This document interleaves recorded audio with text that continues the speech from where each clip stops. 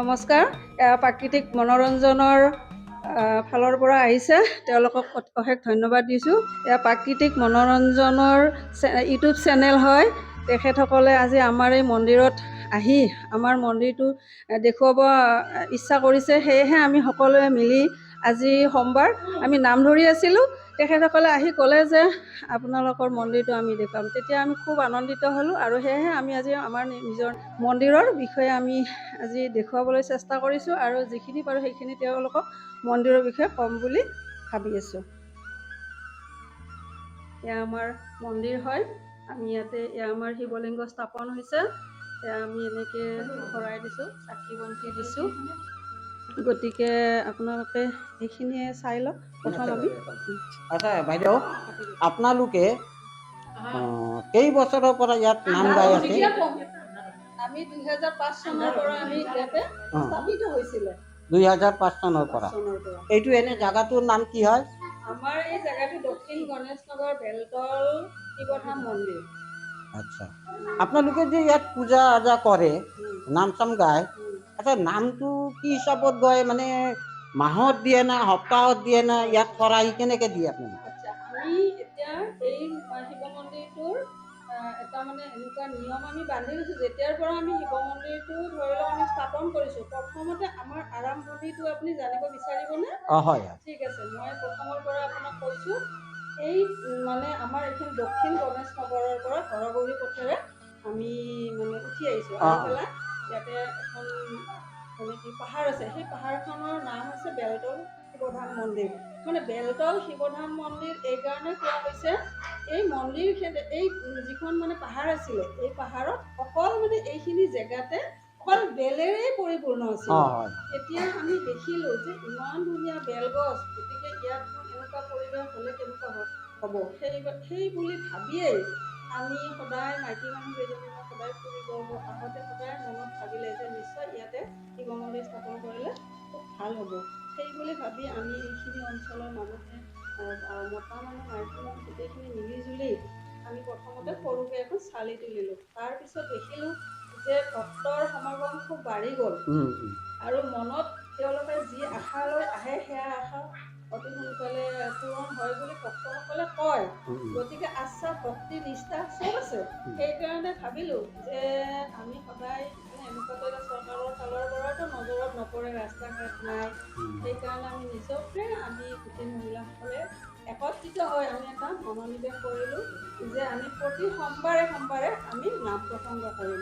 সেইটো মনোনিৱেশৰে আমি প্ৰতি সোমবাৰে আমি নাম প্ৰসংগ কৰোঁ। আৰু নাম প্ৰসংগ কৰি আমি প্ৰতি ঘৰে যিখিনি আমি অৰিহণা দিয়ে, আমাৰ পাতত যিখিনি আমি শৰাই ভাগত যিখিনি অৰিহণা দিয়ে, সেই অৰিহণাখিনিৰে আমি জমা কৰি আমি আজি এই মন্দিৰ বনাইছোঁ।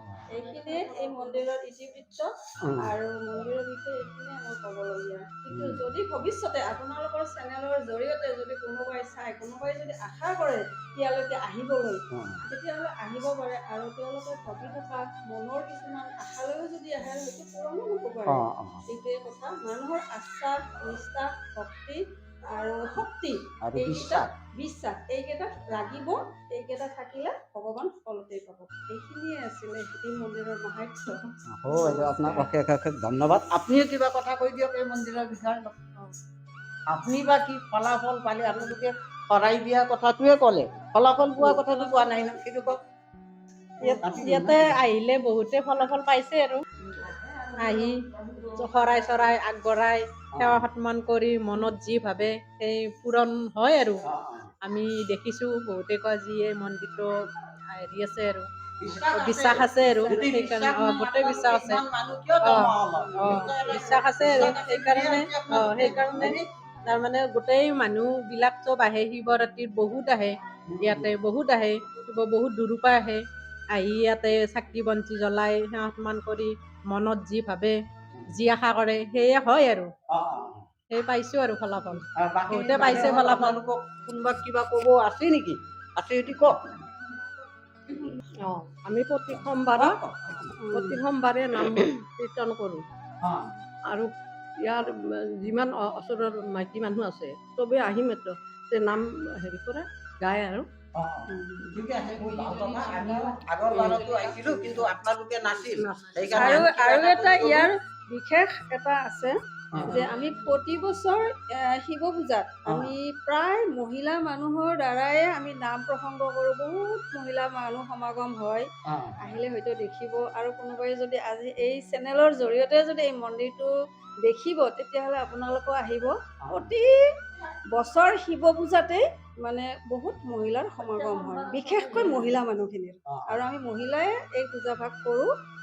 পুৰুষৰো আছে, কিন্তু বিশেষকৈ আমি মহিলাই কৰোঁ। এইটোৱে এই মন্দিৰটোৰ বিশেষত্ব। আপোনালোকে নাম গাই পেলাই ইমান ডাঙৰ এটা মন্দিৰ গঢ়ি তুলিলে এই পাহাৰৰ ওপৰতো, হয়নে? ৰাস্তা ঘাটো নাই, এতিয়া চৰকাৰৰ ফালৰ পৰা কোনো সহযোগ বোলা বস্তুটোৱে নাই। আপোনালোকে দিনে ৰাতি এটা হাজিৰা কৰি হ'লেও এইখিনি যে মন্দিৰ গঢ়ি তুলিছে, এইটোতে আপোনালোকক আমি বহুত ধন্যবাদ দিলোঁ। আৰু আগবাঢ়ক, আমাৰ শিৱ বাবাৰ শক্তি হয়। তেওঁ যদি ইচ্ছা কৰে আমাৰ চব হ'ব, হয়নে? সেইকাৰণে ধৈৰ্য ধৰক, ধৈৰ্যৰ ফলটো সদায় মিঠা থাকে, হয়নে? গতিকে আপোনালোকে নাম চাম গাবলৈ নেৰিব, গাই থাকিব, সদায় ভাল হ'ব। পাৰিলে আমি আকৌতো আহিম। আমি আগৰ বাৰত আহিলোঁ, কিন্তু আপোনালোকক নাপালোঁ। আমিয়ে কিছুমান কথা কৈ পেলাই গুচি গ'লোঁ। এইবাৰ আহি আপোনালোকক পালোঁ, ভাল লাগিল কথা শুনি। আমাক যি হওক যে ওপৰত পাহাৰত ভগৱান নাথাকে বুলি সেইটো কথাটো নাহে নহয়। যি ঠাইত পৃথিৱীতে শিৱই আছে, আপুনি য'ত বিচাৰিলে শিৱ। তাৰে মাজত ইমান বেলগছ আছে, য'ত ত'ত ইমান বেলগছ নাথাকেতো এনেকুৱা কৰি। কিবা এটা মন্দিৰত এটা বেলগছ ৰুবলৈ হ'লে বাৰ বাৰ মৰি যায় গছ, কিন্তু আপোনালোকৰ ইয়াত ইমান অসংখ্য মানে বেলগছ আছে। এইটোৱে দেখি পেলাই আমাকো বহুত ভাল লাগিল। সেইকাৰণে আপোনালোকৰ ওচৰত আহিলোঁ, আমি ইয়াৰ বিষয়ে জানিলোঁ। ইয়াতে বহুত ভাল লাগিল। আৰু আপোনালোকে নাম চাম গাই থাকিব, আকৌ লগ হ'ম। নেচাৰেল ৰাখিব, আচলতে নেচাৰেলে ৰাখিব লাগে। সেইকাৰণে আমি মন্দিৰটোত কোনো চাৰিওফালৰ বাউণ্ডাৰী দিয়া নাই। আমি সদায় নেচাৰেলৰ মাজতে ৰাখিব, মানে শিৱ প্ৰভু মানে নেচাৰেলৰ মাজতে আমি ৰাখিম বুলি মনত ভাবি আছো। নাজানো কেতিয়ালৈকে কি বা হয়। এতিয়া অলপ নাম গাব নেকি আপোনালোকে? নে শেষত অলপ গাই দিব? ঠিক আছে, আহক।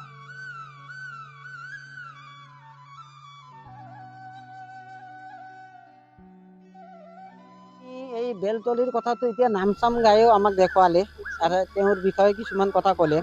আচ্ছা, আপুনি বেলগছৰ বিষয়ে কৈছিল, বেলগছবিলাক কিমান আছে আমাক দেখুৱাই দিয়কচোন আপুনি। ঠিক আছে, মই আপোনাক দেখুৱাম। ইয়াতো আছিলে, ঢেৰ আছিলে। এতিয়া ধৰি লওকচোন, এইবিলাক বতাহ বৰষুণৰ সময়ত এইবিলাক উভালি পৰি গ'ল। ইয়াতে ঢেৰ আছিলে, মন্দিৰটোতে আছিলে। সেইবিলাকো মানে এয়া হেৰি হ'ল, আহক মই দেখুৱাই দিম। এয়া মন্দিৰৰ পিছফালে এজোপা বেলগছ আছেয়ে, আপুনি চাব পাৰিব। এইখিনিতে আপুনি চাই লওক, এয়া চাওকচোন। এয়া মন্দিৰৰ পিছফালে হয়, এনেকে আছিলে। এইবিলাকত চব আছিলে। এতিয়া মানে কি, পাহাৰৰ মাটি পানী এনেকুৱা আহিছে, আকৌ বতাহে আহি পেলাই এইবিলাক উভালি গৈছে, আৰু কিছুমান মৰিও গৈছে। গতিকে আৰু যিখিনি আছে সেইখিনি আমি সংৰক্ষণ কৰি ৰখাৰ কাৰণে চেষ্টা কৰি আছো। এয়াই সেইকাৰণে এইবিলাক ডাঙৰ ডাঙৰ বেলগছ। আমি এইবিলাক বেলো লাগি আছে, ঢেৰ বেল লাগে। ইয়াতো আমি চাকি জ্বলাওঁ। যেতিয়া আমাৰ শিৱৰাত্ৰি আহিব, তাত মানে চাকি জ্বলোৱা মানে কি হয়, ঢেৰ মানুহে চাকি জ্বলায়। তাতে যেতিয়া নুকুলাই চাকি দিবলৈ, তেতিয়া ইয়াতে আহি পেলাই ইয়াতে চাকি জ্বলায় মানুহে। তাৰপিছত এইবিলাক বেলগছ, এইডাল ডাঙৰ বেলগছ। আৰু দেখুৱাই আছোঁ, আৰু চাওক, এইবিলাক এই ডাঙৰ ডাঙৰ হৈছে, সেইবিলাক বেলগছ দেখিছেনে? এই তাত এজোপা আছে, সেইফালে এজোপা আছে, এই তাত এডাল আছে, এইবিলাক আছে, আকৌ এইবিলাক আছে বেলগছ। তাৰপিছত এইখিনিতে এডাল আছে, আকৌ আছে।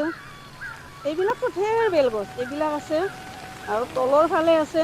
কিছুমানে নিজে নিজে মানে কি মৰিও গৈছে, আৰু কিছুমান আকৌ নিজে নিজে জন্মও হয়। মানে এনেকুৱা মানে বেলৰে সৃষ্টি হয়।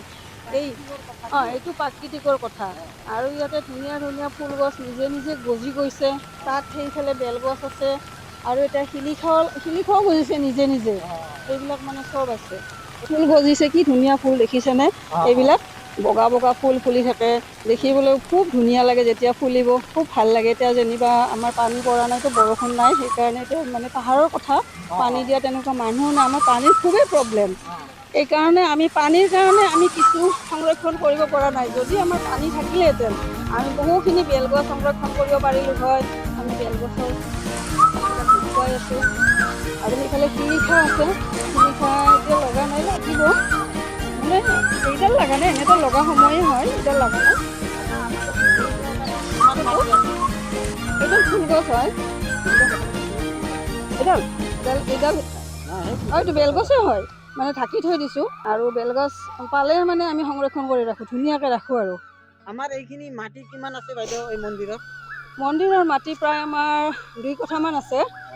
গতিকে আৰু এইফালে চাওক,